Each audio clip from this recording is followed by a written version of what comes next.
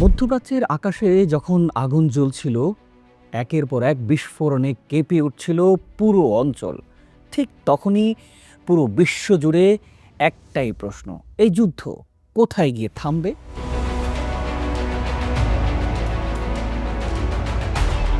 একদিকে যুক্তরাষ্ট্র ও ইসরায়েলের মতো সামরিক পরাশক্তি, অন্যদিকে নিষেধাজ্ঞায় জর্জরিত কিন্তু অদম্য একটা রাষ্ট্র ইরান। ৪১ দিনের সেই সংঘাত শেষ পর্যন্ত কেন থামলো? কে জিতলো এই যুদ্ধে? আর সবচাইতে বড় প্রশ্ন, এটা কি সত্যি শেষ, নাকি আরও বড় কিছুর শুরু? প্রিয় দর্শক, আসসালামু আলাইকুম। দেশ সমাচারের এক্সপ্লেইনারে আপনাদের সাথে আছি আমি, শাহাদাত হোসেন। এই সংঘাতের শুরুটা ছিল একেবারেই অপ্রত্যাশিত। ইসরায়েল ও যুক্তরাষ্ট্র যৌথভাবে ইরানের উপর সামরিক চাপ বাড়াতে শুরু করে। তাদের লক্ষ্য ছিল পরিষ্কার, ইরানের পারমাণবিক কর্মসূচি থামানো এবং মধ্যপ্রাচ্যে ইরানের প্রভাব কমানো। কিন্তু হিসাবটা এতটাই সহজ ছিল না, কারণ ইরান সরাসরি যুদ্ধ না করেও বছরের পর বছর ধরে তৈরি করেছে একটি অসম যুদ্ধের কৌশল, asymmetric warfare, drone, ballistic missile, proxy network. এই সব কিছু মিলিয়ে এক ভিন্ন ধরনের শক্তির সঞ্চয় করেছিল ইরান। এই সংঘাত যখন শুরু হয় তখন ইরানও পাল্টা আঘাত হানে। মধ্যপ্রাচ্যে থাকা মার্কিন সামরিক ঘাঁটিগুলো লক্ষ্য করে একের পর এক ড্রোন ও ক্ষেপণাস্ত্র হামলা চালানো হয়। ইরানের দাবি, মার্কিন সামরিক অবকাঠামোর ৯৫% ক্ষতিগ্রস্ত হয়েছে। যদিও এই সংখ্যা স্বাধীনভাবে যাচাই করা যায়নি, তবুও বাস্তবতা হলো মার্কিন ঘাঁটিগুলোতে ব্যাপক চাপ তৈরি হয়। অন্যদিকে ইসরায়েলের গর্ব আয়রন ডোম প্রতিরক্ষা ব্যবস্থা, কিন্তু সেই আয়রন ডোমও সব হামলা ঠেকাতে পারেনি। তেল আবিব সহ একাধিক শহরে আঘাত হানে ইরানি ক্ষেপণাস্ত্র, যা ইসরায়েলের নিরাপত্তা ব্যবস্থাকে বড় চ্যালেঞ্জের মুখে ফেলে দেয়।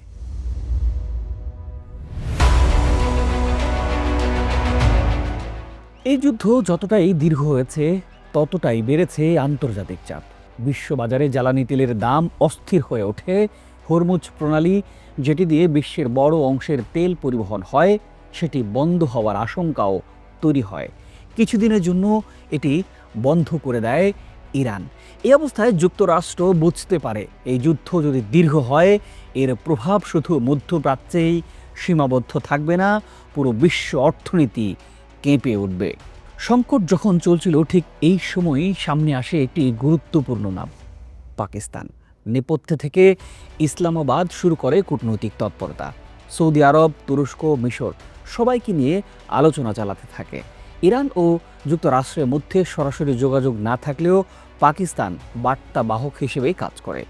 একটি ছোট কূটনৈতিক দল নীরবে চালিয়ে যায় আলোচনার সবচাইতে গুরুত্বপূর্ণ অংশ।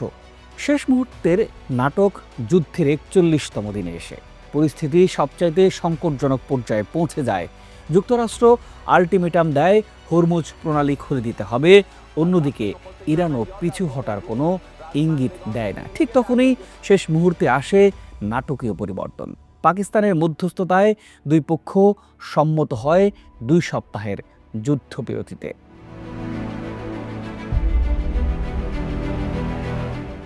ইরান যে ১০ দফার শর্ত দিয়েছিল এই যুদ্ধবিরতির পেছনে, সেটি ইরানের শক্ত অবস্থানই তুলে ধরে। তারা ১০টি শর্ত দেয়, যার মধ্যে সবচাইতে গুরুত্বপূর্ণ হল ভবিষ্যতে হামলা না করার নিশ্চয়তা, হরমুজ প্রণালীতে নিয়ন্ত্রণ বজায় রাখা, পারমাণবিক কর্মসূচিতে বাধা না দেয়া, সব নিষেধাজ্ঞা প্রত্যাহার করা, বিদেশে থাকা সম্পদ ফেরত, মধ্যপ্রাচ্য থেকে মার্কিন সেনা প্রত্যাহার। যুক্তরাষ্ট্র আনুষ্ঠানিকভাবে এই সব কিছু মেনে নিয়েছে কিনা সেটি এখনো স্পষ্ট নয়, কিন্তু বাস্তবতা বলছে ইরানের মূল কাঠামো এখনো অক্ষুণ্ণ রয়েছে। ইরানে বিজয়ের উল্লাস যুদ্ধবিরতির খবর ছড়িয়ে পড়ার পরপরই শুরু হয়। ইরানের রাজধানী তেহরানে শুরু হয় এই বিজয়ের উদযাপন। রাস্তায় নেমে আসে সাধারণ মানুষ, স্লোগানে মুখরিত হয় পুরো শহর। তাদের কাছে এটি শুধুই যুদ্ধবিরতি নয়, এটি প্রতিরোধের এক বিজয়।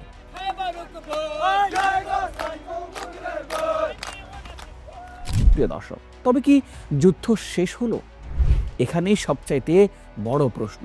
এরই মধ্যে ইরান যুদ্ধবিরতি লঙ্ঘনের অভিযোগ তুলেছে। লেবানন ফ্রন্টে উত্তেজনা এখনও রয়েছে। একের পর এক হামলা চালিয়েছে ইসরায়েল। অন্যদিকে যুক্তরাষ্ট্র ও ইরানের মধ্যে অবিশ্বাস এখনও গভীর, অর্থাৎ এই যুদ্ধ থেমেছে কিন্তু শেষ হয়ে যায়নি। বিশ্ব অর্থনীতিতে এর প্রভাব অপরিসীম।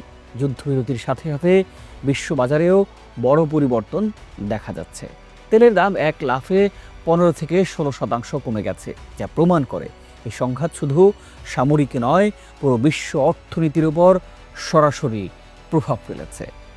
এই 41 দিনের যুদ্ধ আমাদের একটি বড় শিক্ষা দিয়েছে। শুধু সামরিক শক্তি সব কিছু নয়, কৌশল, কূটনীতি ও মানসিক দৃঢ়তা এই সবই নির্ধারণ করে শেষ ফলাফল।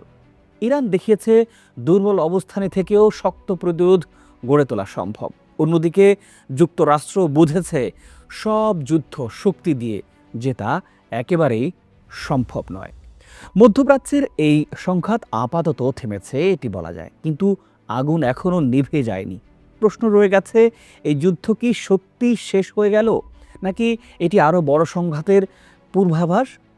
প্রিয় দর্শক, সময়ই এই উত্তর বলে দেবে। আজ শেষ করছি। ভালো থাকুন, সুস্থ থাকুন। দেখা হবে পরের বিশ্লেষণে।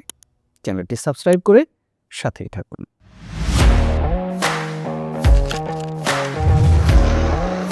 প্রফেশনাল স্টুডিও খুঁজছেন? ঢাকার প্রাইম লোকেশন নয়াপল্টনে দেশ সমাচার স্টুডিও আপনার কন্টেন্ট প্রোডাকশনের নির্ভরযোগ্য ঠিকানা। এখানে পাবেন 4K ক্যামেরায় মাল্টি অ্যাঙ্গেল রেকর্ডিং, আছে গ্রিন ও ব্ল্যাক স্ক্রিন সেটআপ, উন্নত মানের মাইক্রোফোন ও sound proof voice over booth. আপনার পছন্দ মতো স্টুডিও ডিজাইন করার সুযোগও থাকছে।